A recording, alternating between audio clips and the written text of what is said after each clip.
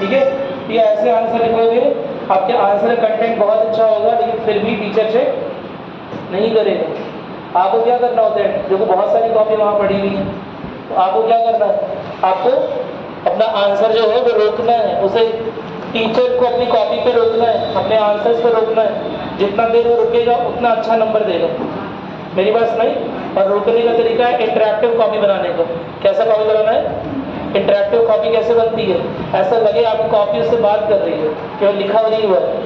ठीक है, तो कहीं कहीं जहाँ कैपिटल, जैसे अभी आप लिख रहे हैं इंग्लिश में जो लोग लिख रहे हैं, उनके पास 3 अस्त्र होते हैं, 4 अस्त्र होते हैं ओवरऑल। ठीक है, अस्त्र समझते ना, टूल्स। एक तो होता है कैपिटल स्मॉल का, एक होता है इन्वर्टेड कॉमा का, एक होता है अंडरलाइन का, और एक होता है काला पेन। मेरी बात सुनाई? जो लोग हिंदी में लिख रहे हैं उनके पास 3 अस्त्र हैं। कौन कौन से? समझो एक अस्त्र कम हो गया तुम्हारे पास वो स्मॉल और कैपिटल वाला करने का ऑप्शन नहीं है। मेरी बात सुनाई? तो एक अस्त्र कम हो गया तुम्हें। ठीक है, तो अब उन तीनों अस्त्रों का सही उपयोग करना है। हर पॉइंट में हेडिंग होनी चाहिए। एक हेडिंग तो मेन आंसर की। ठीक है, जब भी आंसर हेडिंग लिखेंगे तो भले ही कुछ भी पूछ रहा हो, आ जाओ भाई आ जाओ, आपके पूछो नहीं करोगे। ठीक है, जब भी मेन आंसर लिखना हो तो पूछा चाहे ये दिया हो कि प्रस्तावना के संदर्भ में महत्व बताइए या जो भी है, हमेशा आप 3 लाइन जो मेन बिंदु है वहां से स्टार्ट करेंगे, जो मुख्य विषय है। जैसे उद्देश्य प्रस्तावना मुख्य विषय था इसमें, तो आपको 3 से 4 लाइन हमेशा हमेशा, भले ही 10 नंबर का हो, भले ही 15 नंबर का क्वेश्चन हो, हमेशा हमेशा क्या लिखना है? 3 से 4 लाइन उसके बारे में लिखना है ना?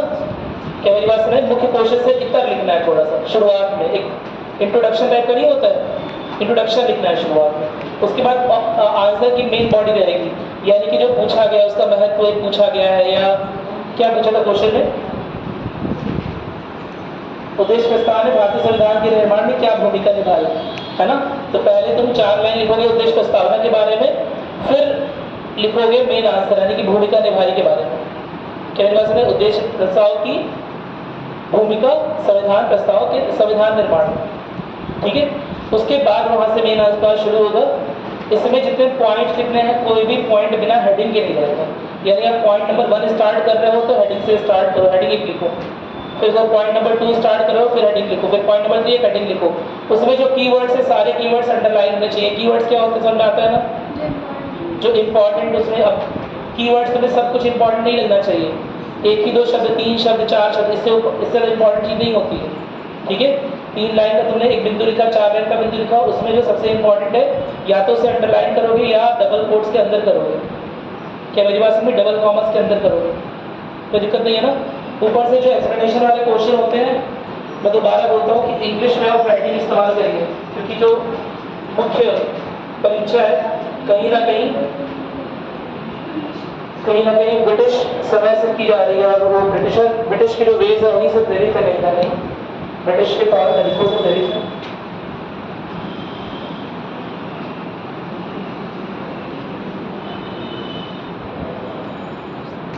सबसे पहले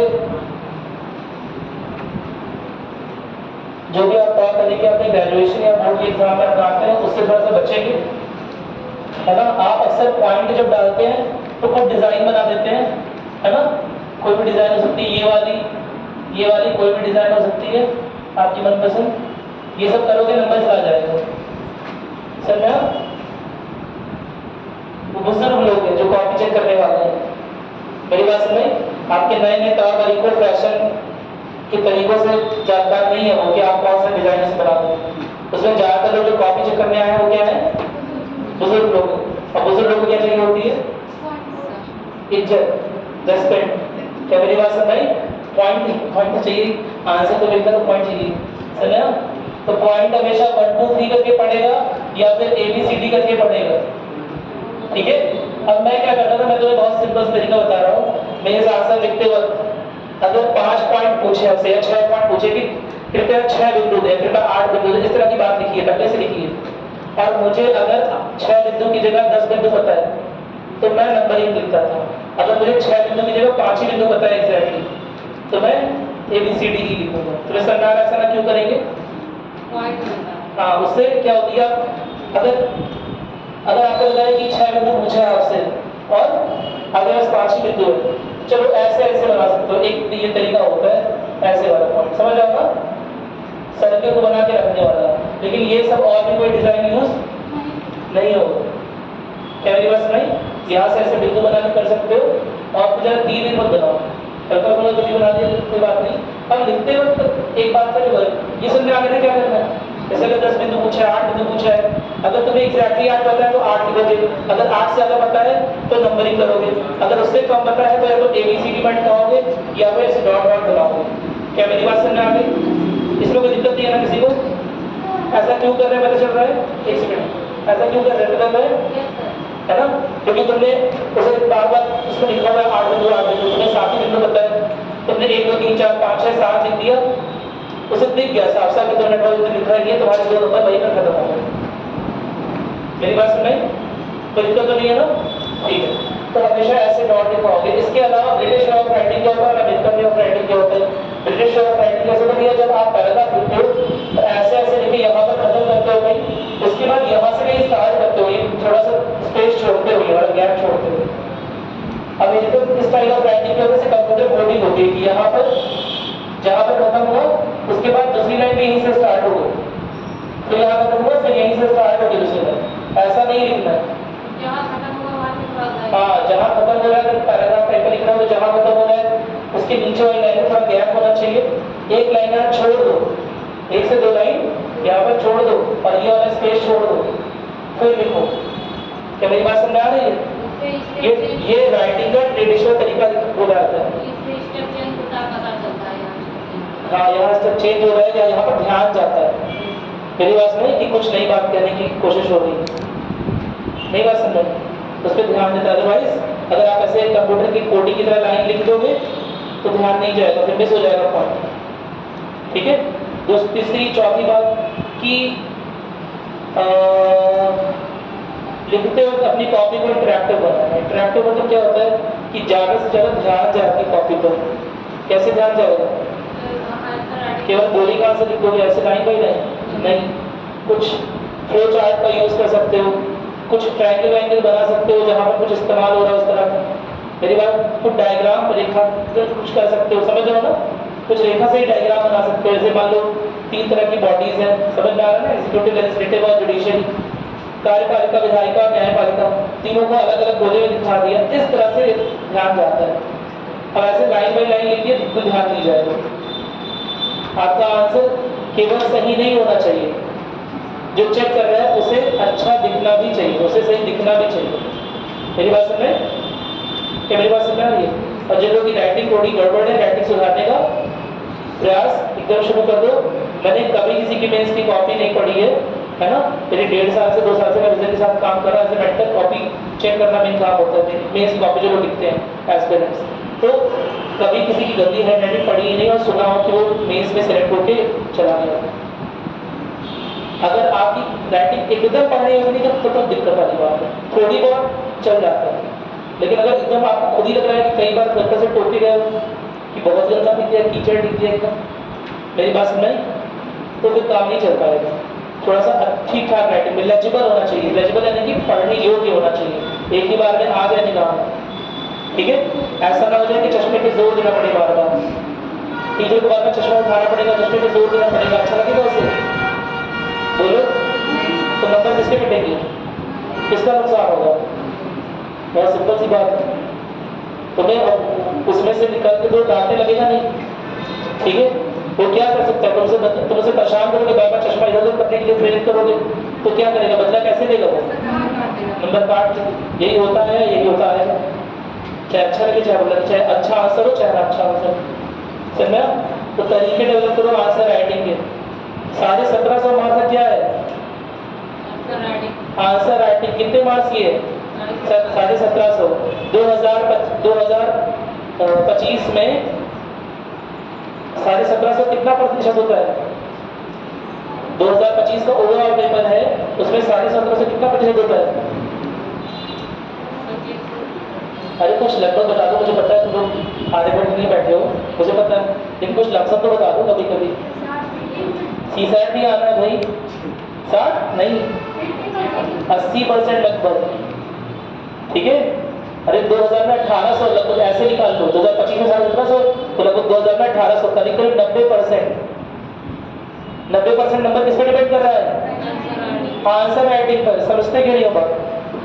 समझे ना? 90% नंबर किस पे डिपेंडेंट है? आंसर राइटिंग पे। यानी कि लड़ाई किसकी है? प्रीलिम्स टिक लगाने की या आंसर राइटिंग की? आंसर राइटिंग की लड़ाई है, तो आंसर अच्छे से लिख के आता है। मेरी बात सुनिए, अगर सिलेक्शन चाहते हो तो सच में मेरी बात सुनने आ गई? चलो ठीक है। और किसी को चेक करा के डाउट उठानी है तो हाँ ठीक है, लेकिन और अच्छा करो। ठीक है, आधा इंतजार हिंदी में लिखा है, कंफ्यूजन चला जाता है। नहीं, इंग्लिश में लिखो। ग्रामर की चिंता मत करो, इंग्लिश में लिखो। ठीक है, जो लोगों का इंग्लिश है हल्का सा, इंग्लिश में क्वेश्चन नहीं बता रहे थे ना, जिन लोगों का इंग्लिश है हल्का सा, वो इंग्लिश में लिखने की कोशिश करो। हाँ वेरी गुड, इसने बनाया पॉइंट। चलो हाँ देखिए, थोड़ा सा ठीक है, अच्छा है। ऐसी कॉपी पे नो डाउट लिखा जाएगी, लेकिन हर चीज अंडरलाइन मत करो। चलो बैठो, हर चीज अंडरलाइन नहीं करनी है, हर चीज हाईलाइट नहीं करनी है। कितना अंडरलाइन कर दोगे? सब वही पड़ेगा अंदर, तो लिखे ही हो। ठीक है, एकदम जो मुंह लगे वही अंडरलाइन करो। मेरी बात समझ? ज्यादा अंडरलाइन कर दोगे तो ये हो जाएगा, तो सब बातें तो लिखी है तुमने, सारी चीज इंपॉर्टेंट है। पढ़ते वक्त भी मैं एक दिन आ रहा था, यही लोग, आप लोग किसी की कॉपी किताब थी, मैं देख रहा था, वो किताब पूरी की पूरी लगी हुई थी, सब कुछ इंपॉर्टेंट है। हाँ भाई, एनसीईआरटी में सब कुछ इंपॉर्टेंट है, लेकिन इसका मतलब ये थोड़ा पेंट के डिब्बे में डुबा दो, पूरा हाईलाइट हो जाए एक ही बार में, है ना? ऐसा नहीं करना है। हमेशा जब भी किताब पढ़ो तो दूसरी या तीसरी रीडिंग में हाईलाइट करना है, दूसरी या तीसरी रीडिंग में नोट्स बनाने हैं। तो मुझे सब कुछ इंपॉर्टेंट लगेगा। तुम्हें अभी पहली बार पढ़ रहे हो, दूसरी बार पढ़ रहे हैं ना, तो सब कुछ इंपॉर्टेंट लगेगा ही। ठीक है, आपके लिए तो सब महत्वपूर्ण बिंदु है, लेकिन आप वो नोट्स किससे बनाने या हाईलाइट कब करना है, अंडरलाइन कब करना है? जब आप दूसरी या तीसरी रीडिंग कर रहे हो। मेरी बात से, पहली रीडिंग में कभी भी हाईलाइट नहीं करना है। पहली रीडिंग में हाईलाइट करोगे तो पूरी बुक हाईलाइटेड रहेगी, सब जगह चमक रहा होगा। ठीक है, किसी किताब में जितनी भी कॉपी किताब देखी, सबका बहुत हाईलाइटेड है। मुझे सच में लगा कि पेंट के लग रहा है पेंट के डिब्बे में गिर गया था। काफी ज्यादा मुझे लग रहा है, काफी ज्यादा किताब तो मुझे लग रहा है, इंग्लिश किताब।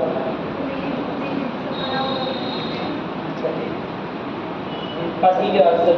और देखो इतना ही समय मेरे पास अभी, क्योंकि कोर्स भी कवर करना है। बहुत कम लिखा है, बहुत बड़ा लिखना है। ठीक है, लेकिन वो मार्जिन छोड़िए, बिना मार्जिन छोड़े आंसर नहीं लिखना है। हाँ मार्जिन छोड़ी, तो जैसे बताया ना, यहाँ पर आधे पौन इंच से मार्जिन छोड़ी तब लिखिए। और लंबे आंसर लिखिए, लंबे आंसर की हैबिट डाल लीजिए। ठीक है, अब इसे इतना ले जाऊंगा तो पेजेस है ना। चलो आंसर लिखना शुरू कर दो। लड़ाई किसकी है? आंसर राइटिंग की। समझा? जो पूरा पेपर है उसका 90% भाग किस पर डिपेंड करता है? Answer writing. तुम्हें लगता है पहले नॉलेज ग्रहण कर लेंगे तब लिखेंगे? ऐसा कुछ नहीं होता है। समझा? सिलेबस इतना बड़ा है कि जिंदगी भर पढ़ते रहोगे कंप्लीट नहीं होगा, कुछ ना कुछ पार्ट छूटा ही रहेगा हमेशा। पहले तो तुरंत रिवाइज नहीं होगा, रिवाइज हो जाएगा तो भूल जाएगा। समझा? क्या मेरी बात समझ आ रही है? सब कुछ आ गया, सब कुछ रिवाइज भी हो गया, सिर पे चोट लग जाएगी, याददाश्त चली जाएगी, कुछ चीजें भूल जाएंगी। हमेशा कुछ ना कुछ भूलता ही है। समझ रहे हो ना? टॉपर ये कितने % आते हैं? बताया था ना कई बार, बच्चों को कितना छापते रहते हैं। टॉपर कितने % आए थे लास्ट टाइम? 55% भी नहीं। जो टॉपर है मेंस का, उसके परसेंट आए थे 51%, 52%, और हर बार लगभग यही रहते हैं। कभी कभी 49% पहुंच जाता है।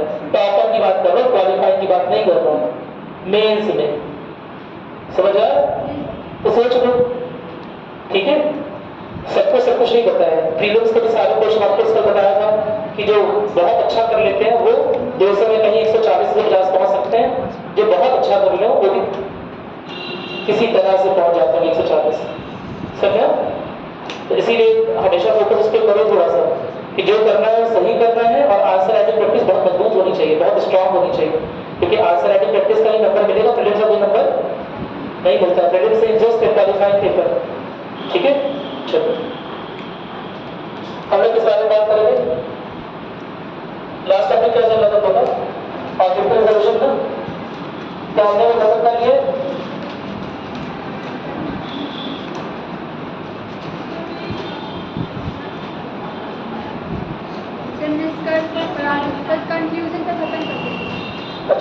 पूरा नहीं हुआ था क्या? ऑब्जेक्टिव रिजर्वेशन तो पूरा करवा था ना? लास्ट पॉइंट क्या लिखा था बेटे लोगों ने बताइए?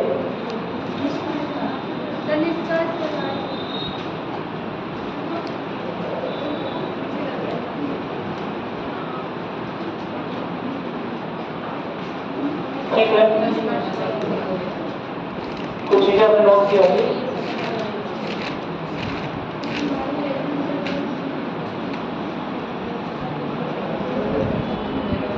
क्या हमने यह लिखा है कि 13 दिसंबर 1946 को पहला सत्र स्टार्ट हुआ? लिखा है 13 दिसंबर 1946 को पहला सत्र स्टार्ट हुआ, लिखा है? ठीक है। और क्या ये बात लिखी है कि 11 सत्र हुए टोटल 11 सेशंस? लिखा था इसमें संविधान सभा की बैठकों में कुछ लिखा था? संविधान सभा के बारे में आप लिखना स्टार्ट करते हैं कुछ चीजें, ठीक है? चलिए,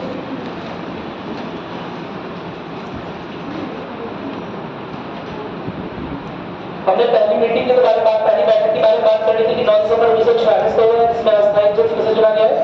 डॉक्टर सच्चिदानंद सिन्हा को। उसके बाद सेकंड मीटिंग दूसरी बैठक कब हो रही है? 11 दिसंबर 1946 को, जिसमें डॉक्टर राजेंद्र प्रसाद को चुना गया है हाँ स्थायी अध्यक्ष के रूप में, परमानेंट प्रेसिडेंट के रूप में, परमानेंट अध्यक्ष के रूप में डॉक्टर राजेंद्र प्रसाद को चुना गया है।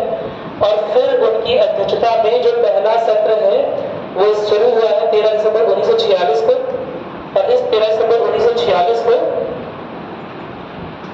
असल में संविधान के डेवलपमेंट का काम शुरू हो गया है। यानी कि 13 दिसंबर 1946 के बाद कई सारे सत्र चलेंगे, ठीक है? और उन सत्रों में ही क्या होगा? संविधान के विकास का पूरा चलेगा कि जो ऑब्जेक्टिव रिजोल्यूशन, जो उद्देश्य प्रस्ताव है, उसके आधार पर पहले ड्राफ्ट बनेगा, ड्राफ्टिंग कमेटी बनेगी, सुना होगा आपको, एक मसौदा समिति तैयार होगी जो अलग अलग पॉइंट पर मसौदे तैयार करेगी, अलग अलग समितियां रहेगी, ठीक है? तो अलग अलग बिंदु रहेंगे और वो उन बिंदुओं पर तरह तरह के प्रावधान तैयार करेंगे और फिर उस पर डिस्कशन होगा कहाँ पर? संसद में, ठीक है?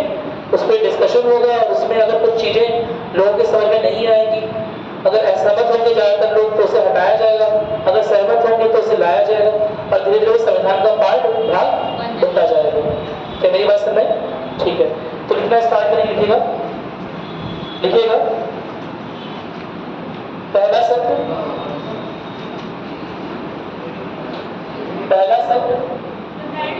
हेडिंग संविधान सभा लिख लीजिएगा। हमने पहले इसी के बारे में बात कर रही थी क्योंकि ऑब्जेक्टिव रिजोल्यूशन तक आ गए थे, इसीलिए हमने वो खुलवा दिया, ठीक है? पूरा पहला लिखिएगा, पहला सत्र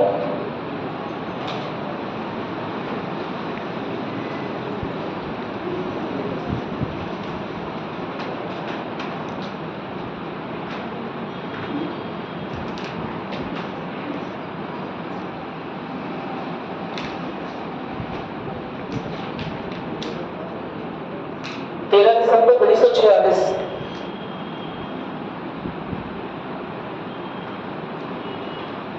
13 दिसंबर 1946 को शुरू हुआ।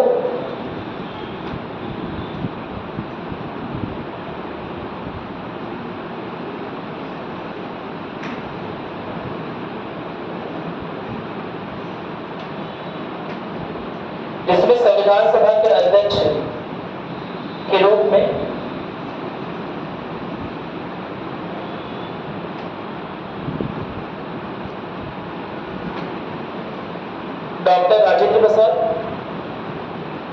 डॉक्टर राजेंद्र प्रसाद और उपाध्यक्ष के रूप में उपाध्यक्ष के रूप में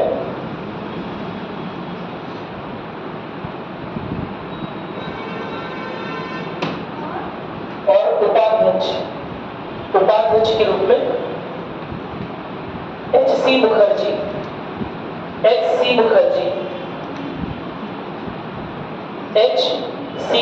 मुखर्जी और वीटी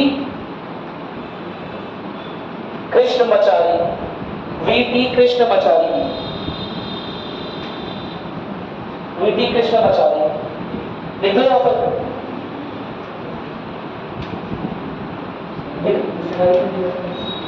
वीटी कृष्णमाचार्य लिखा, ठीक है। एल.सी. मुखर्जी और वीटी कृष्णमाचार्य ने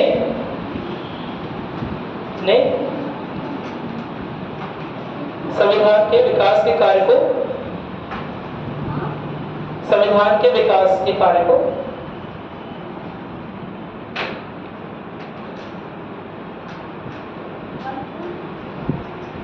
आगे बढ़ाया।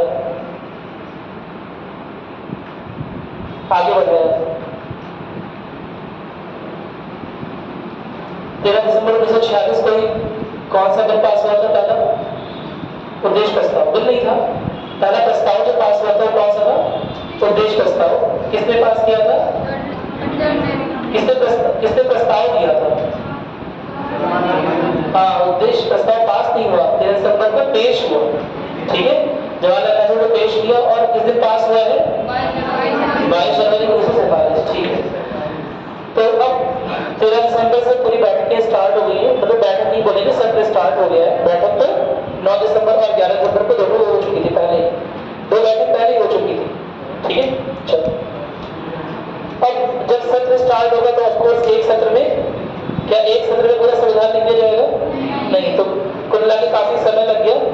कुल मिलाकर देखा जाए तो जो अंतिमवा सत्र है वो 11 सत्र 24 जनवरी 1950 तक चला है, ठीक है। कुल मिलाकर 11 सत्र लगे हैं संविधान के विकास में, संविधान में चीजों को लिखने में, जिसे लिखने में, जिसे ढालने में लगभग 2 साल 11 महीने 18 दिन, ठीक है। 2 साल 11 महीने 18 दिन का समय लगा है, सही बात है, ठीक है।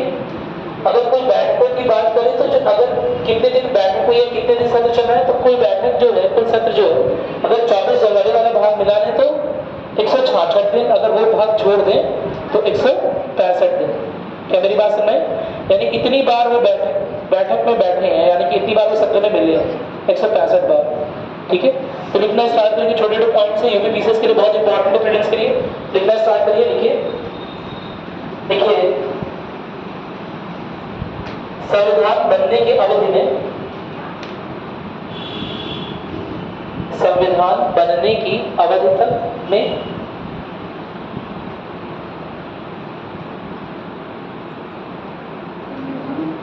बनने की अवधि तक में, अवधि कितनी थी? ब्रैकेट में लिख लीजिएगा, 2 साल 2 वर्ष, हाँ ठीक है, 11 माह 18 दिन, 2 वर्ष 11 माह 18 दिन, ब्रैकेट बंद, कोष्टक बंद, ठीक है। संविधान बनने तक की अवधि में कुल 11 बैठकें हुई, कुल 11 बैठकें हुई, जिसमें संविधान निर्माताओं ने, जिसमें संविधान निर्माताओं ने 60 देशों के संविधानों, 60 देशों के संविधानों का,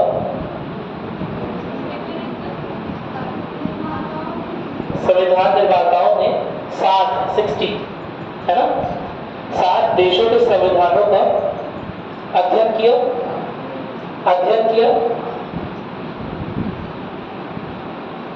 और संविधान के प्रारूप पर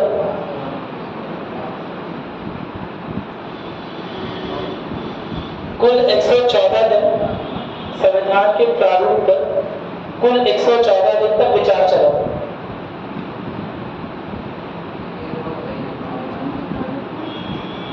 कुल 114 दिन तक विचार चला।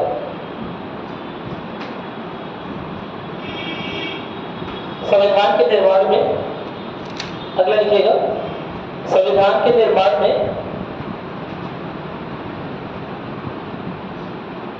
कुल 64 लाख रुपए का खर्च आया। संविधान के निर्माण में कुल 64 लाख रुपए का खर्च आया।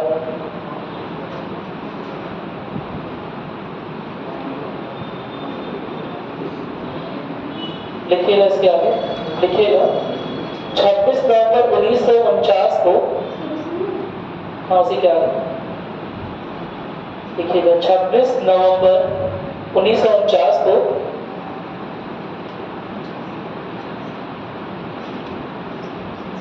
यानी 11वें सत्र के आखिरी दिन 26 नवंबर 1949 को यानी 11वें सत्र के आखिरी दिन संविधान को अंगीकार किया गया।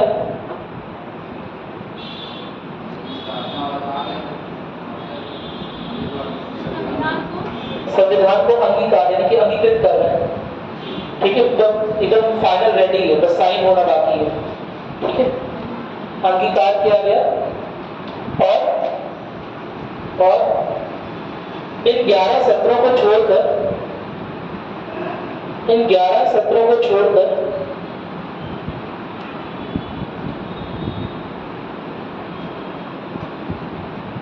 अंततः 24 जनवरी 1950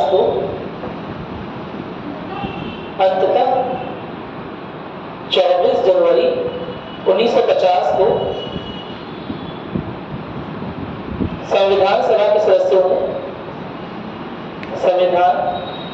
सदस्यों ने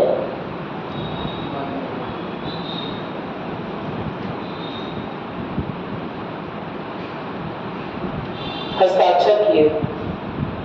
कितने लोगों ने हस्ताक्षर किए? 284, 24। कितने लोग को हस्ताक्षर करने थे? 299, है ना, बताया था। कितना भी महत्वपूर्ण दिन है लेकिन 10-15 लोग तो एब्सेंट हो ही जाते हैं। क्या मेरी बात सुना है? ठीक है, चलो। तो 284 लोग ही प्रेजेंट थे, 299 तो होना चाहिए था, लगभग 15 लोग एब्सेंट थे, ठीक है। कोई दिक्कत तो नहीं है ना? इतिहास का इतना महत्वपूर्ण दस्तावेज जिस पर उनका हस्ताक्षर हमेशा के लिए लिया जा रहा है, जो आने वाले 200, 500 या 1000 साल तक भारत की न्यायपालिका, कार्यपालिका और विधायिका को गाइड करेगा, निर्देशित करेगा, उस पर हस्ताक्षर करने का एक मौका था और 15 लोगों ने गवा दिया, है ना, बहाना मार के। मेरी बात सुना है कि नहीं है? ठीक है, लिख लिया? कोई दिक्कत तो नहीं है ना? ठीक है, चलिए इसके आगे लिखते हैं। देखिए, संविधान के निर्माण के दौरान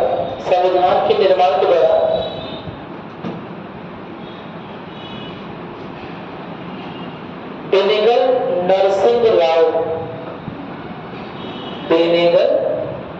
नरसिंह राव ब्रैकेट में BN राव को संविधान सभा ने सलाहकार के रूप में नियुक्त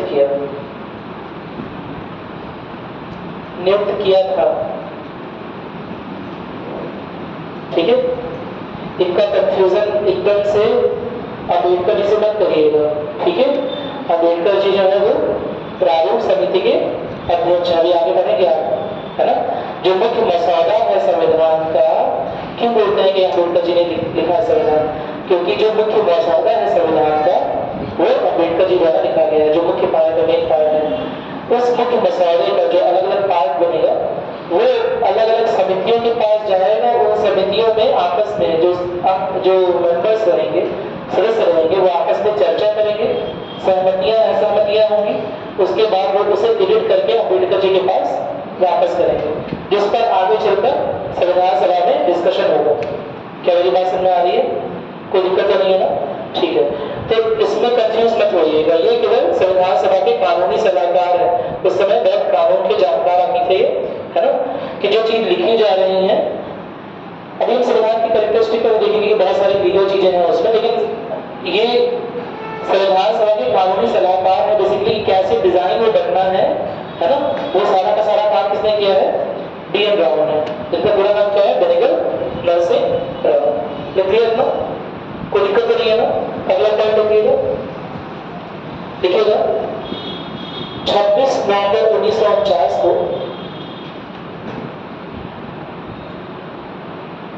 26 नवंबर 1949 को भारत के लोगों द्वारा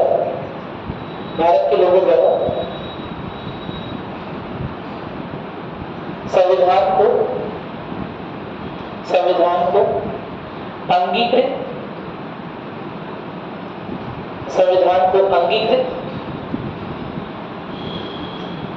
अधिनियमित और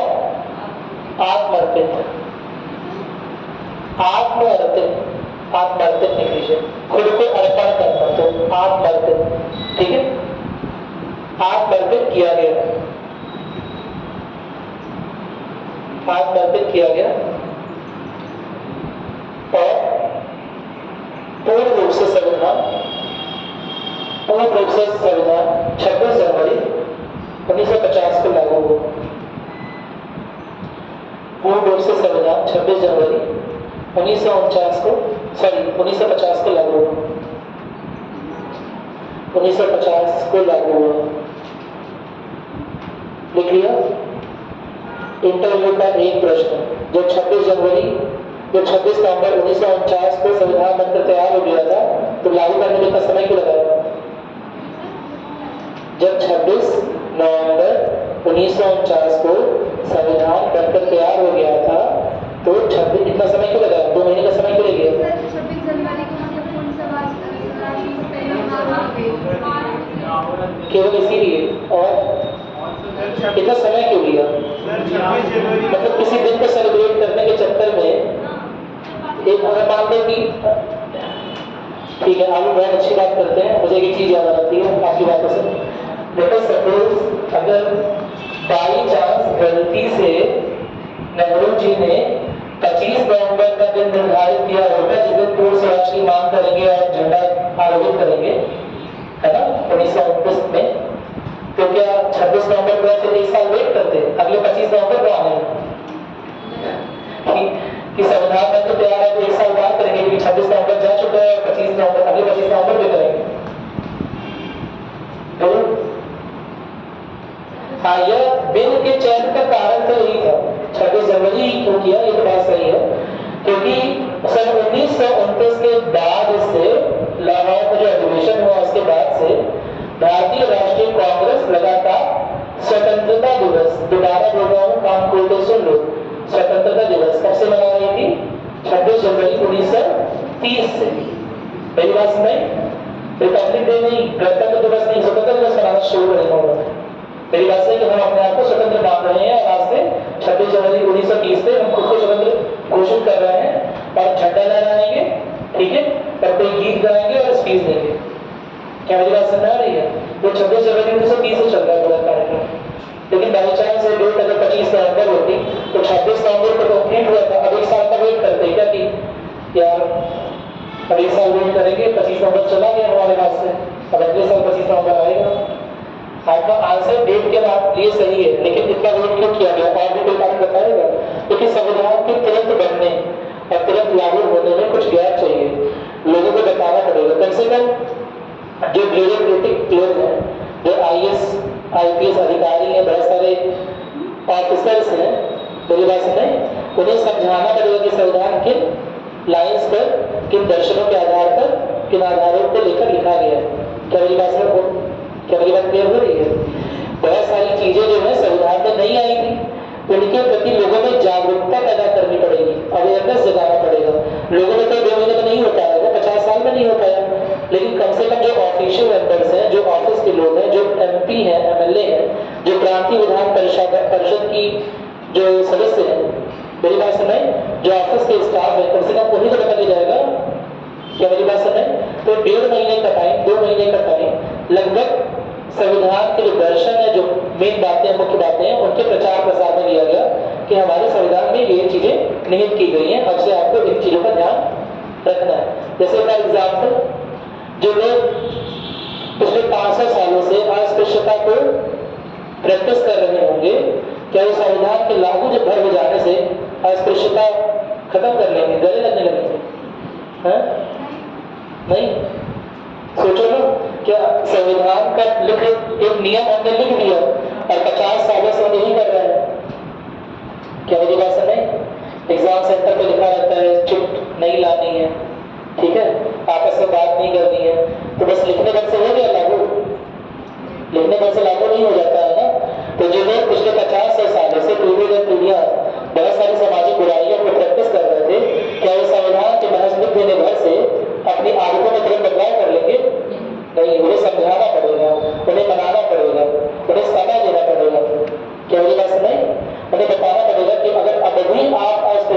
प्रैक्टिस करेंगे तो आपको कानूनी प्रावधानों के आधार पर जेल भेज दिया जा सकता है। क्या मेरी बात समझ में?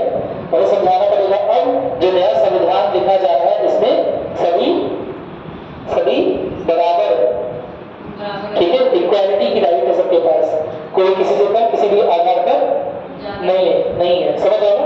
न जाति के आधार पर, न धर्म के आधार पर, न भाषा के आधार पर, न क्षेत्र के आधार पर, न लिंग के आधार पर, किसी भी जो जिसमें वो जो भी अधिकार होते हैं वो समाज को वर्गीकृत करने के काम आते हैं, वो सभी आधारों पर, है ना, किसी भी तरह से कोई इंसान किसी से छोटा नहीं है। तो ये बात तुरंत ही आ जाएगी लोगों के दिमाग में, तुरंत नहीं आएगी, थोड़ा समय लगेगा।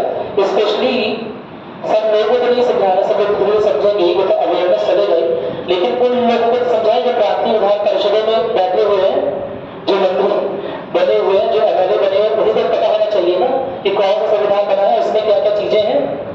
तो मेरी बात नहीं, कम से कम वो जो IAS IPS अधिकारी बहुत सारे बैठे हुए हैं जो लॉ को प्रैक्टिस कर रहे हैं, है ना, जो लॉयर्स हैं, लॉ को प्रैक्टिस करने वाले हैं, समझ रहे हैं ना, जो कानून को रोज प्रैक्टिस कर रहे हैं, जो जजेस हैं जगह जगह बैठे हुए, कम से कम उन्हें तो पता चल जाए। तो उसके लिए थोड़ा समय लिया है, 1.5 से 2 महीने। क्या मेरी बात समझ? कोई दिक्कत तो नहीं है ना? अगर 1.5 से 2 महीने का समय बाई चांस 26 जनवरी के पास था, तो ऐसा नहीं कि 24 जनवरी का नहीं कर सकते, ऐसा नहीं 27 जनवरी को नहीं कर सकते, 26 जनवरी का दिन तो इसीलिए चूज हुआ क्योंकि वो बहुत राष्ट्रीय महत्व का दिन मनाया गया, क्योंकि पहली बार पूर्ण सुरक्षा की जो डिमांड है, पूर्ण स्वराज की जो डिमांड है, वो उसी दिन से आई है ना। उसके पहले स्वराज क्या है क्या नहीं है किसी को पता ही नहीं है। स्वराज की लोग बड़ी सारी भ्रांतियां हैं, स्वराज क्या है क्या नहीं है, आगे ही राइटर्स ने लिखा हुआ है, हिस्ट्री में आप पढ़ो, है ना, बहुत सारी भ्रांतियां हैं कि स्वराज क्या है क्या नहीं है, अलग अलग राइटर्स स्वराज को अलग अलग लिखा हुआ है। क्या मेरी आवाज आ रही है? बहुत तेज आ रही है?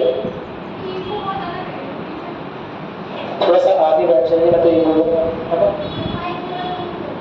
धीरे कर दे, माइक थोड़ा दूर कर दे, तो इससे मुझे चिल्लाना पड़ेगा। और ठीक है, चलिए अभी देख लेते हैं, इतना क्लियर हुआ? तो क्या जिस दिन संविधान जो है बन के तैयार हो गया, क्या उसके सारे मूल्य समाज में अपने आप निहित हो जाएंगे? नहीं हो पाएंगे, कुछ समय चाहिए। और चलो जिस दिन लागू भी होगा उस दिन भी नहीं निहित होंगे, आज तक नहीं निहित हो पाए बहुत सारे मूल्य, लेकिन कम से कम जो क्रांति विधान परिषदों में बैठे हुए लोग हैं, जो विधायिका पे कानून बना रहे हैं, जो जजेस हैं, जो न्यायपालिका में काम कर रहे हैं, जो लॉयर्स हैं, जो लॉ को प्रैक्टिस कर रहे हैं, कानून की प्रैक्टिस कर रहे हैं, उन्हें तो जानना चाहिए ना संविधान में क्या लिखा हुआ है। जो IAS IPS अधिकारी जो बैठे हुए हैं, जो ऑफिस होल्डर्स है, समझो ना, जो ऑफिस में बड़े बड़े पदों पर बैठे हुए हैं, उन्हें तो जानना चाहिए ना संविधान में क्या लिखा हुआ है, कौन सी बातें लिखी हुई हैं। अरे बोलो, क्या मेरी बात सुन रहे हैं? चलो ठीक। तो इसीलिए थोड़ा टाइम लग गया, 26 जनवरी 1950 समझ में आ गया? कोई दिक्कत तो नहीं है? चलो ठीक है। संविधान पूर्ण रूप से 26 जनवरी 1950 को लागू हुआ।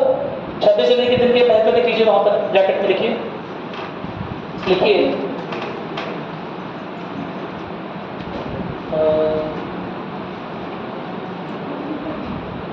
26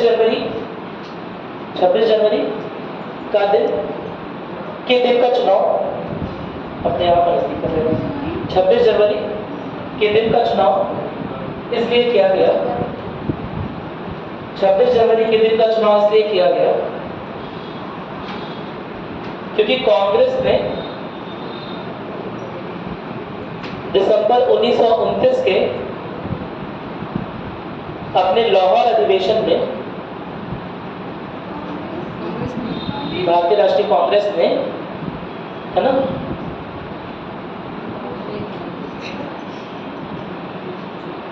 कांग्रेस ने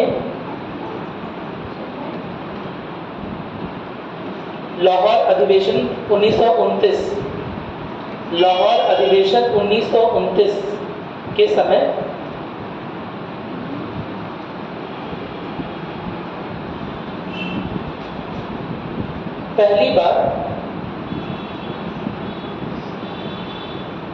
पहली बार पूर्ण स्वराज की मांग की थी, पहली बार पूर्ण स्वराज की मांग की थी।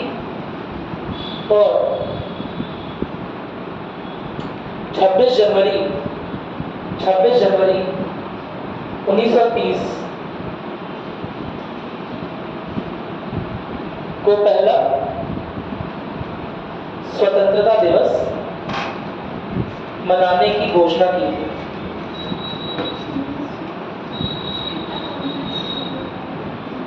छब्बीस जनवरी 1930 को पहला स्वतंत्रता दिवस मनाने की घोषणा की थी। अच्छा, केवल घोषणा नहीं की थी, मनाया भी था। ठीक है, केवल घोषणा नहीं की थी, मनाया भी था। हर 26 जनवरी को कांग्रेस वाले स्वतंत्रता दिवस मनाना शुरू भी कर दिए थे, है ना? क्या मेरी बात की एक दिन स्वतंत्रता आनी ही है तो हम दिवस हम अभी से अपने आप को स्वतंत्र घोषित कर रहे हैं। आपको हमें अंतर करना है तो कर, है ना? अभी से हम ब्रिटिश सॉवरेनिटी को, जो ब्रिटिश सर्वोच्चता है, उसे मानने से मना कर रहे हैं और अभी से हम खुद को स्वतंत्र घोषित कर ले रहे हैं। क्या मेरी बात समझ? अरे बोलो, कोई दिक्कत नहीं है ना? ठीक है, चलिए इतना लिख लिया। फिर संविधान मैंने आपको बता दिया, 1.5 से 2 महीने का टाइम क्यों लिया गया, इसमें कोई समस्या नहीं है। ठीक है, आगे लिखिएगा, लिखिए। अच्छा देखिए, ये 2 से 3 साल का समय जो लिया गया, 2 साल 11 महीने, लगभग 2 से 3 साल का जो समय लिया गया, क्या इस बीच में भी देखो क्या होता है, जब किसी भी देश में सरकार की स्थापना हो जाती है तो उसे कुछ अंतर्राष्ट्रीय संबंध भी निभाने पड़ते हैं, कहीं पर कुछ साइन भी करना पड़ेगा, कुछ मसौदों पर, कहीं पर कुछ ट्रीटी पर कोई समझौता हो रहा होगा, कोई ऑर्गेनाइजेशन बन रहा होगा, ठीक है, तो उस पर साइन भी करना पड़ेगा। लेकिन उस समय तक तो देश में सरकार बनी नहीं है। जिस समय संविधान सभा संविधान पर ही डिस्कस कर रही है तो देश की सरकार तो बनी नहीं है।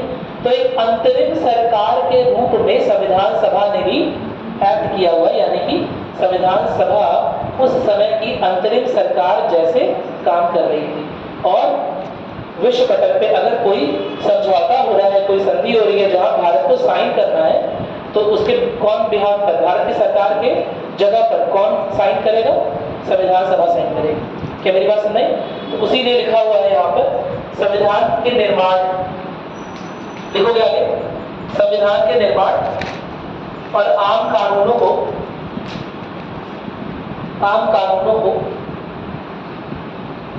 लागू करने के अलावा संविधान सभा ने निम्न कार्य भी किए।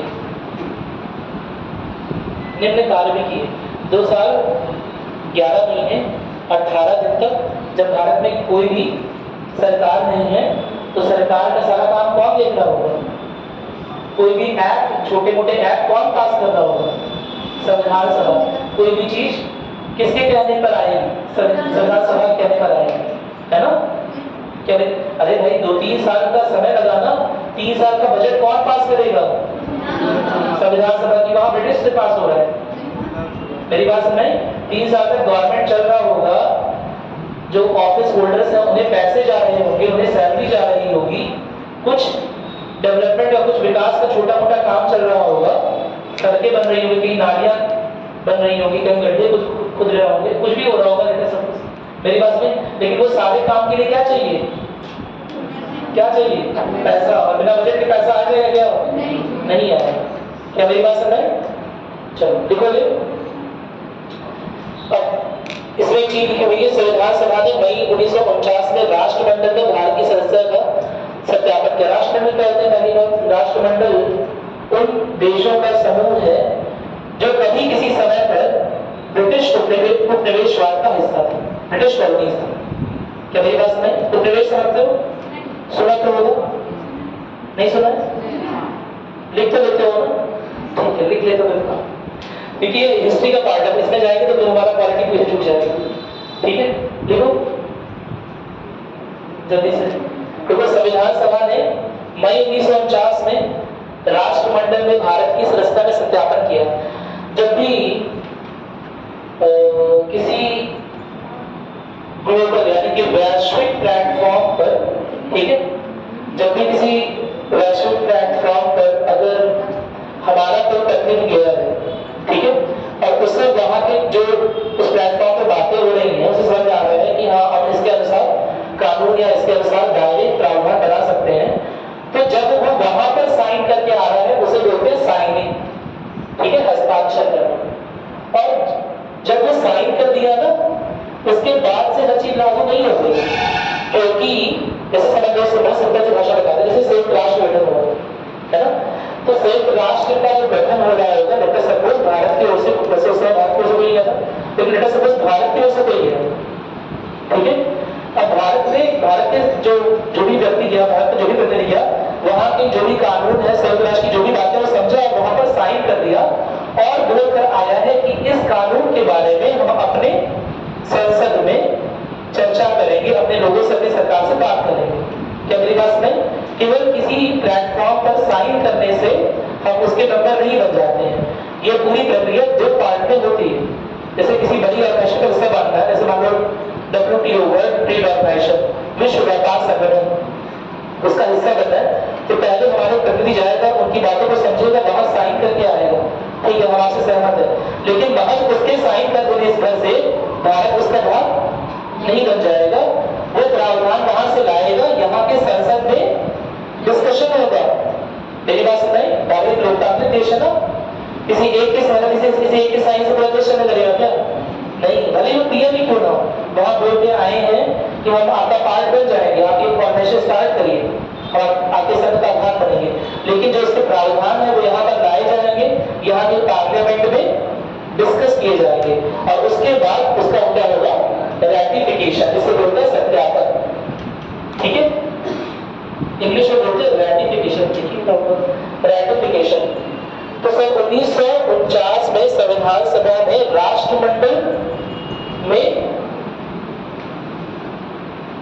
राष्ट्रमंडल का सदस्य बनना स्वीकार कर लिया और उसे रैटिफाई कर दिया, यानी कि सत्यापित कर दिया। क्या मेरी बात समझ में? कोई दिक्कत तो नहीं है ना? जब भी कोई ऑर्गेनाइजेशन फॉर्म होता है, जब भी कोई संघ फॉर्म होता है, तो केवल भारत का एक प्रतिनिधि वहां पहुंच गया और साइन बना के आ गया, उससे भारत का हिस्सा नहीं बन जाएगा। और वहां से वो कानून प्रावधान जो भी उस संघ का है ना, वो लाएगा, यहाँ के पार्लियामेंट में डिस्कशन होगा, यहाँ के संसद में डिस्कशन होगा, ठीक है। और उसके बाद अगर जो कानून, जो प्रावधान है, जो नियम कायदे हैं उनके, अगर हम मान सकते हैं तब हम रेटिफाई करेंगे, हाँ हमने साइन किया था, अब हम इसका भाग बनने के लिए पूरी तरह से तैयार हैं। क्या मेरी बात समझ? तो 2 पार्ट में होता है, उसी तरह से लिखा हुआ है कि केवल भारत, अगर भारत का कोई प्रतिनिधि राष्ट्रमंडल में गया और वहां पर साइन बना के आ गया, केवल हस्ताक्षर कर दिया, तो हम राष्ट्रमंडल का पार्ट नहीं बन गए। मेरी बात समझ? यहाँ के संविधान सभा में डिस्कशन हुआ होगा, उसके बाद सत्यापित हुआ, रेटिफाई हुआ। क्या मेरी बात समझ में आ गई? तो नोट करोगे, संविधान सभा ने मई 1949 में राष्ट्रमंडल में भारत की सदस्यता का सत्यापन किया। राष्ट्रमंडल याद रहेगा, राष्ट्रमंडल उन देशों का समूह जो कभी ब्रिटिश कॉलोनीज थे, जो कभी ब्रिटिश उपनिवेश का हिस्सा है। क्या मेरी बात समझ में आ गई? कोई समस्या नहीं है इसमें, ठीक है। दूसरा लिखिएगा, हमारे देश की सरकार नहीं आई है, उस तरह की बनी नहीं है, तो अंतरिम सरकार के रूप में कौन कार्य कर रहा है? संविधान सभा। यानी कि अब जो भी बिल, चाहे राष्ट्रध्वज से संबंधित हो, चाहे राष्ट्रगीत से संबंधित हो, चाहे राष्ट्रगान से संबंधित हो, वो सब बिल कौन पास कर रहा होगा? संविधान सभा, ठीक है। नोट करिएगा, लिखिएगा 22 जुलाई 1947 को, 22 जुलाई 1947 को संविधान सभा ने राष्ट्रीय ध्वज अपनाया। ये डेट से इंपॉर्टेंट है, मैं संविधान सभा लिखवा रहा हूँ, केवल डेट लिखवा दे रहा हूँ और उस दिन क्या हुआ, ठीक है। राष्ट्रीय ध्वज अपनाया, ठीक। 24 जनवरी 1950 को राष्ट्रगान अपनाया, राष्ट्रगान अपनाया, नेशनल एंथम बोलते हैं ना, चलो। इसी दिन राष्ट्रगीत भी अपनाया गया, इसी दिन राष्ट्रगीत भी अपनाया गया। बहुत सारे प्रश्न बन सकते हैं, सब चीजों पे लिखना भी नहीं जा रहे हैं बहुत डीप में, आप इन दोनों में अंतर देख लीजिएगा, ठीक है। और आगे लिखिएगा 24 जनवरी 1950 को ही डॉक्टर राजेंद्र प्रसाद जो कि संविधान सभा के अध्यक्ष के रूप में 24 जनवरी 1950 को ही डॉक्टर राजेंद्र प्रसाद जो कि संविधान सभा के स्थायी अध्यक्ष के अस्थायी लिख दीजिएगा, केवल अध्यक्ष के लिए कोई बात नहीं, अध्यक्ष के रूप में कार्य कर रहे थे। उन्हें भारत के प्रथम राष्ट्रपति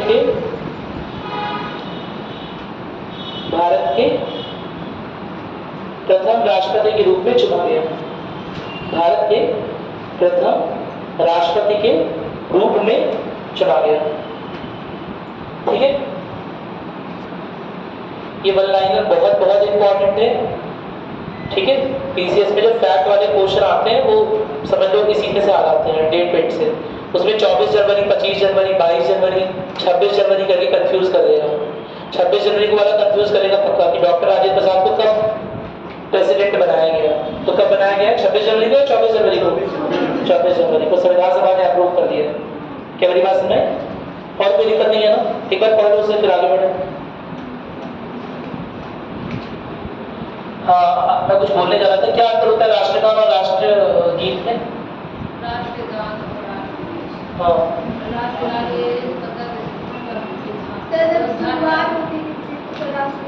क्या होता है? क्या स्टेटस का अंतर है? क्या राष्ट्रगान का ज्यादा महत्व है, राष्ट्रगीत का थोड़ा कम महत्व है? ज्यादा महत्व है। कितने लोग इस बात से सहमत है कि राष्ट्रगीत का महत्व राष्ट्रगान से कम है?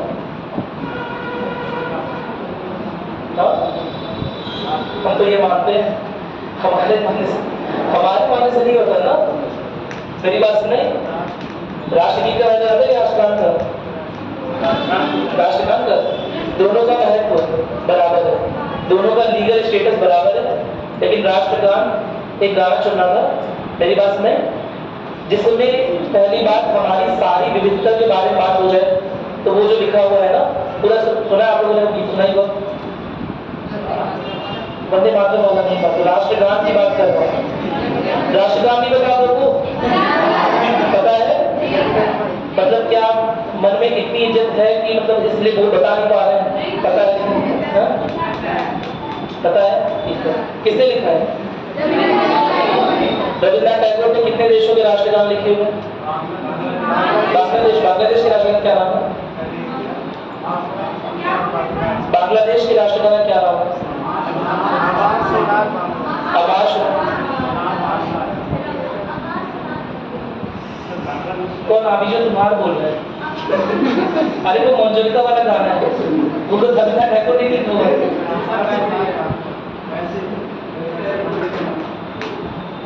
चलो कोई बात नहीं। हमारा सुनार बांग्ला सही आंसर है। हमारा सुनार बांग्ला कब लिखा था? 1911 में लिखा गया था। और लिखे जाने का मेन कारण था कि जब वहाँ से ब्रिटिश प्रिंस आ रहे थे तो उनके स्वागत की तैयारी में लिखा गया था, है ना? बहुत बड़ा गाना है वो भी, और ये भी राष्ट्रगान भी उसी समय के आसपास ही होगा। सॉरी एक चीज गलती हुई। हमारा सुनार बांग्ला पहले लिखा गया है जब स्वदेशी आंदोलन चल रहा था। ठीक है, और ये वाला गीत जो राष्ट्रगान है वो बाद में लिखा गया है जब ब्रिटिश आ रहे थे, ब्रिटिश प्रिंस आ रहे थे, उनके स्वागत की तैयारी में लिखा गया। क्या मेरी बात क्लियर है? इसके अलावा एक देश आप भूल गए जिसके रचयिता के रूप में रविन्द्रनाथ टैगोर को जाना जाता है, जिसके राष्ट्रगान के रचयिता के रूप में बताओ। श्रीलंका का भी जो गीत है ऐसा बोलते हैं वो रविन्द्रनाथ टैगोर की कविता से लिया गया है। क्या मेरी बात क्लियर है? कहीं नोट कर लो। अकेले आदमी है, 3 देशों का राष्ट्रगान लिख दिया। मेरी बात सुनाई, बड़ी बात है कि नहीं है? बहुत बड़ी बात है। ठीक है, चलो ये बहुत इंपॉर्टेंट पॉइंट है, क्योंकि अभी आज पॉलिटी का मैं एक न्यूज में पढ़ रहा था, उसमें लिखा हुआ था कि अब जो नया बिल आ गया, आपने 106 अमेंडमेंट के बारे में पढ़ा, 106वें संविधान संशोधन के बारे में पढ़ा। आपका होमवर्क आप इसे पढ़ के आओगे, ठीक है?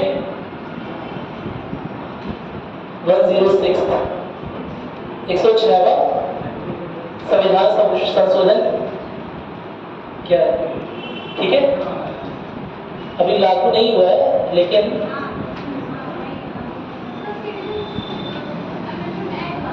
नहीं, ठीक है।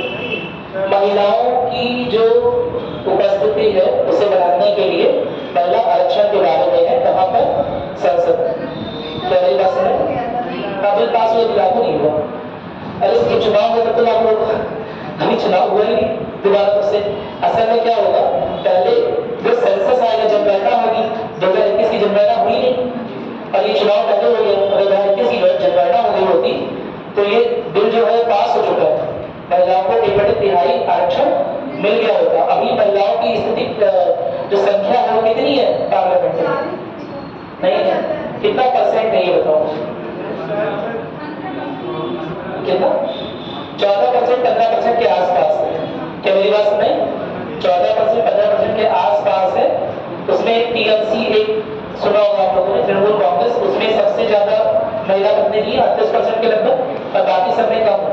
ठीक है, तो हमने ये समझा है कि हमारी विधायिकाओं में से तो महिलाएं गायब है, बहुत दिन लगे देखने में। क्या मेरी बात सुनाई? तो इसीलिए 1/3 तो हमें रिजर्वेशन देना ही चाहिए। कोई दिक्कत तो नहीं है ना? तो ना केवल लोकसभा में बल्कि राज्यसभा में कैसे हो जाएगा? राज्यसभा में नहीं, ना केवल लोकसभा में और विधानसभा में। समझा? लोकसभा में और विधानसभा में दोनों जगह पर 1/3 का प्रावधान आ गया इससे। क्या मेरी बात नहीं? जो जब नेक्स्ट जनगणना हो जाएगी तो उसके आधार पर आरक्षण महिलाओं को दे दिया जाएगा। मोस्ट प्रोबेबली जो 2029 का इलेक्शन होगा,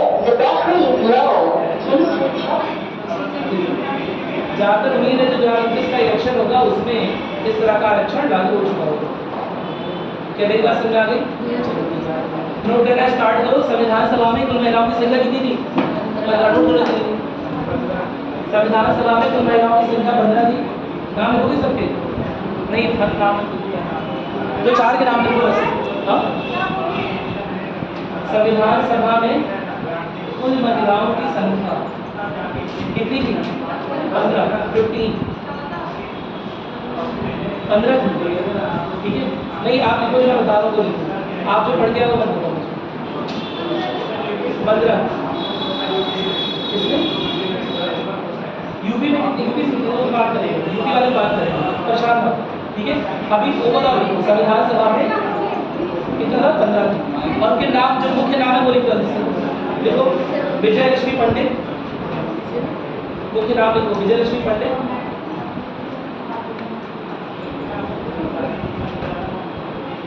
दूसरा लिखो राजकुमारी अमृत कौर, राजकुमारी अमृत कौर। तीसरा लिखो सरोजनी नायडू, सरोजनी नायडू। चौथा लिखो सुचेता कृपलानी,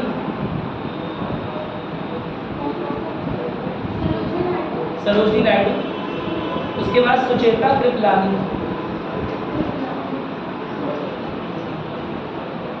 लिख लिया? बस उसके बाद सारे नाम नहीं नोट करना है, बस 4-5 टीसी करके इत्यादि लिखो। ठीक है, सारे नाम नहीं आएंगे, परेशान मत हो। यूपी वाले इंपॉर्टेंट है, वो ऐसे करवाओ। ठीक, अभी टाइम हमारे पास और भी चीजें हैं, लिखोगे ये सारे पॉइंट लिखते थोड़ा सा लिखो।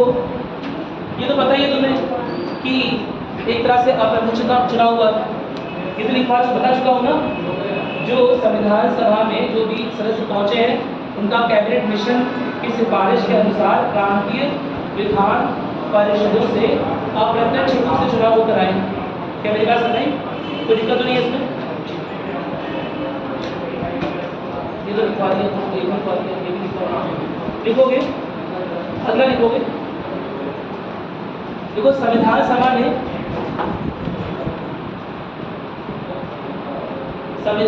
ने कई प्रमुख समितियों का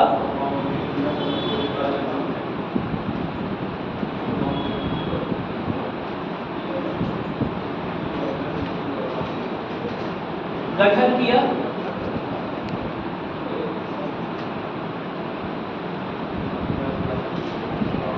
कई प्रमुख समितियों का गठन किया। पहला लिखोगे इसमें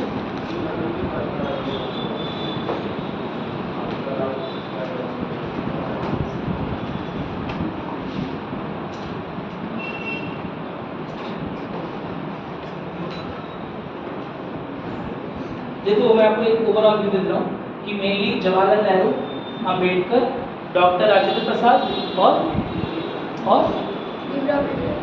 तो हो गया। और जो हमारे पहले गृह मंत्री थे, क्या नाम था? पटेल, ठीक है। तो लगभग अधिकतर समितियों के अध्यक्ष ये बनाते हैं। मेरी बात सुनिए, मैं ये नहीं कह रहा हूँ सारे, मैं कह रहा हूँ अधिकतर, ठीक है।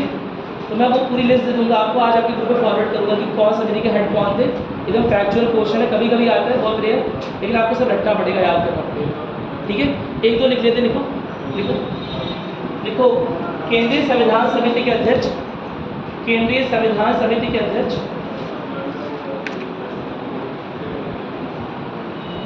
जवाहरलाल नेहरू थे।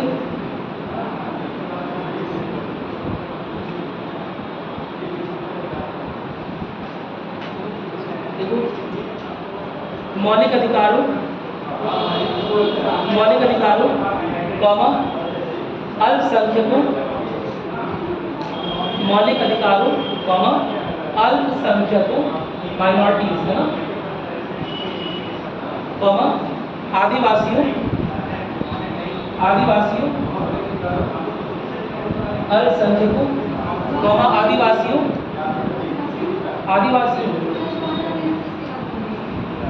बहुत नंबर क्या है, ठीक है।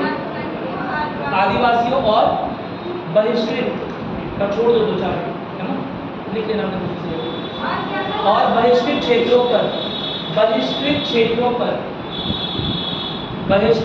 पर सलाहकार समिति के अध्यक्ष सरदार वल्लभ भाई पटेल थे।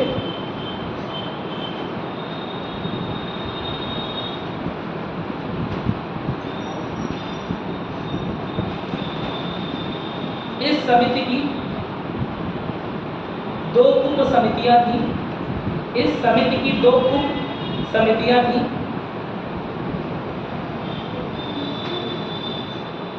इस समिति की दो उप समितियां थी। पहला पॉइंट लिखोगे उसमें, दो उप समितियां कौन सी थी? पहला लिखोगे मौलिक अधिकार,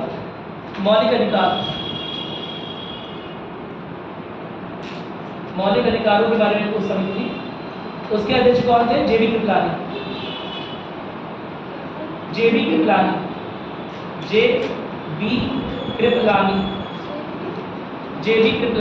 पहले का नाम सुना आपने? जेबी कृपलानी, चलो ठीक है, लिखो। दूसरा लिखोगे अल्पसंख्यक उप समिति,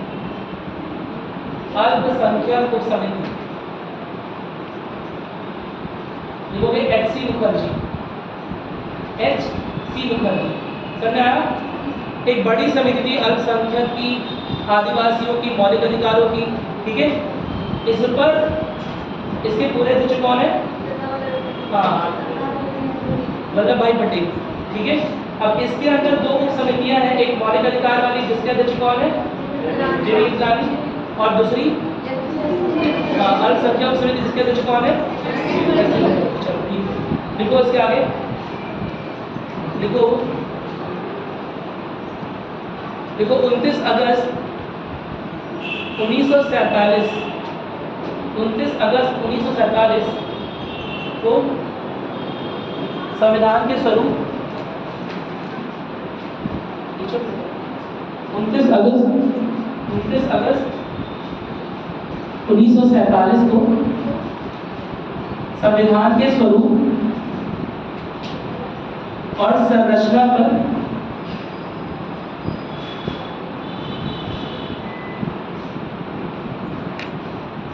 पर चर्चा करने के लिए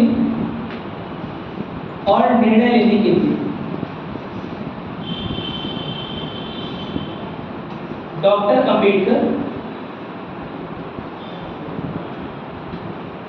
की अध्यक्षता में एक प्रस्ताव द्वारा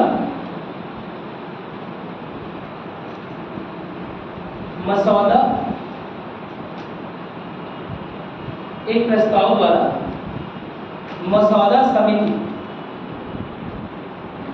ब्रैकेट में ड्राफ्ट कमेटी, मसौदा समिति ब्रैकेट में ड्राफ्ट कमेटी, ठीक है, ड्राफ्ट समिति भी बोल सकते हो, मसौदा समिति बोल सकते हो, का गठन किया गया। ड्राफ्ट कमेटी का गठन किया गया। कोई दिक्कत नहीं है। ड्राफ्ट यानी क्या होता है, खाका एक मसौदा ओवरऑल, ठीक है। तो अब इसमें जो मसौदा समिति है बेसिकली इसी को प्रारूप भी बोलते हैं, प्रारूप समिति। तो इस प्रारूप समिति में अम्बेडकर के अलावा 6 सदस्य और थे, ठीक है। अम्बेडकर इसके अध्यक्ष थे और मेन खाका वाका जो है ना, जो मैंने बताया 60 संविधानों को पढ़ा के वो इन्हीं लोगों ने काम किया। क्या मेरी बात क्लियर है? लिखोगे लिखोगे डॉक्टर बी आर अम्बेडकर की अध्यक्षता में, डॉक्टर बी आर अम्बेडकर की अध्यक्षता में गठित प्रारूप समिति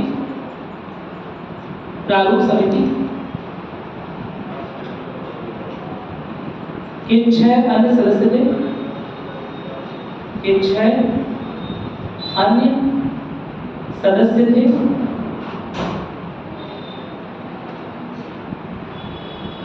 ये सबके नाम इंपॉर्टेंट है, नोट करो, लिखोगे सदस्यों के नाम नोट करो। देखो N Gopal Swami Ayyangar, N Gopal Swami Ayyangar, N Gopal Swami Ayyangar, वैसे गलत नाम लिखा है गोपाल स्वामी, ठीक है। N Gopal Swami Ayyangar comma Ayyangar Ayyangar Ayyangar comma Alladi Krishna Swami Ayyar, Alladi Krishna Swami Ayyar comma K M Munshi, K M Munshi, K M Munshi comma Mohammad Sadullah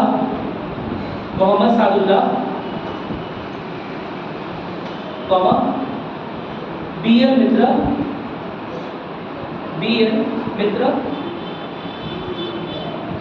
उनका नाम मित्रा था, ठीक है, इसमें मित्र लिखा हुआ है, कोई बात नहीं।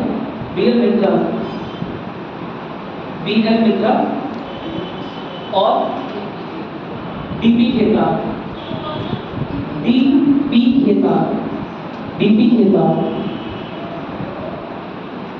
नहीं हो गया, डीपी खेतान, ठीक है। अब इसमें बी एल मित्रा तो क्या होता है, कई बार बुजुर्ग लोग समिति में हिस्सा होते हैं ना, तो फिर क्या होता है, खराब होती है, ठीक है, एक्सपायर भी कर सकते हैं। तो बी एल मित्रा के स्थान पर एन माधव राव आ गए थे और 1948 में डीपी खेतान मृत्यु के बाद पीटी कृष्णाचार्य आ गए। नोट करोगे सब, नोट करो, बहुत इंपॉर्टेंट है ये, ठीक है। देखो बी एल मित्रा के स्थान पर N Madhav Rao, B L Mitra के स्थान पर एन माधव राव और डीपी खेतान के स्थान पर बी एल मित्रा के स्थान पर एन माधव राव और डीपी खेतान के स्थान पर पीटी कृष्णाचार्य को समिति में शामिल किया गया। दोबारा बोलो, ठीक है। बी एल मित्रा के स्थान पर एन माधव राव और डीपी खेतान के स्थान पर पीटी कृष्णाचार्य, कृष्णाचार्य को शामिल किया गया था।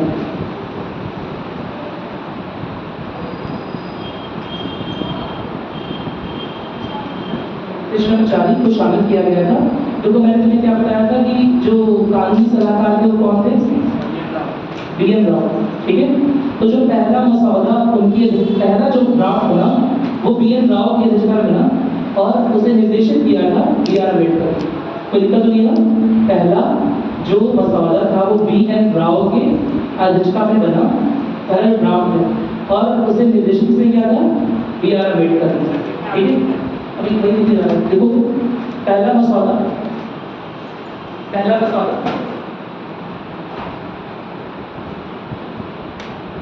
पूरा लिखवा दूंगा संविधान का पहला, समझ गया ना, समझ गया। तो संविधान का पहला मसौदा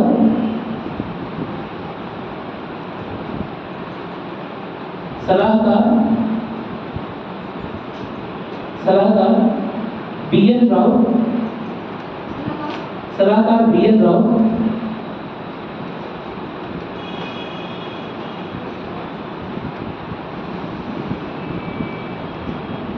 के द्वारा बनाया गया, जिसमें 243 अनुच्छेद थे, जिसमें 243 अनुच्छेद थे और 13 अनुसूचियां। 243 243 सुना है आर्टिकल 243 का नाम सुना है तुम लोगों ने? सुना? क्या मुझे बताओ।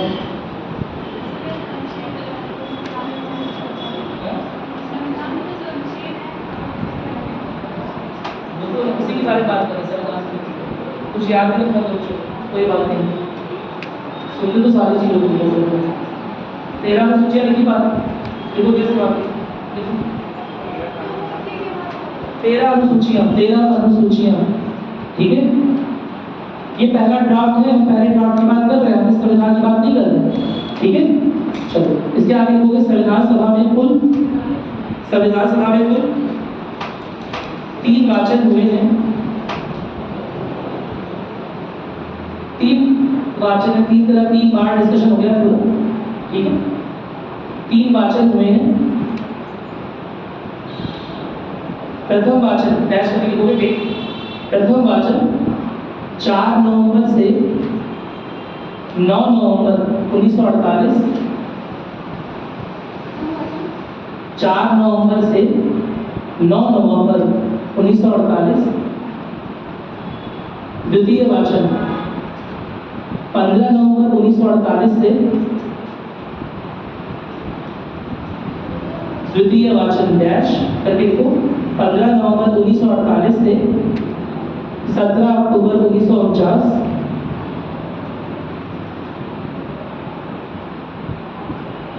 और तृतीय वाचन डैश करके लिखोगे 14 नवंबर 1949 से 26 नवंबर 1949। 14 नवंबर 1949 से 26 नवंबर 1949 तक चला और अंततः संविधान सभा के द्वारा संविधान को पारित कर दिया गया। अंततः संविधान सभा द्वारा संविधान को पारित कर दिया गया। कल इसके बारे में और बात करेंगे। आज क्लास ओवर कर रहे हैं, आप लोग थोड़ा सा पढ़ के आएंगे सर, ठीक है।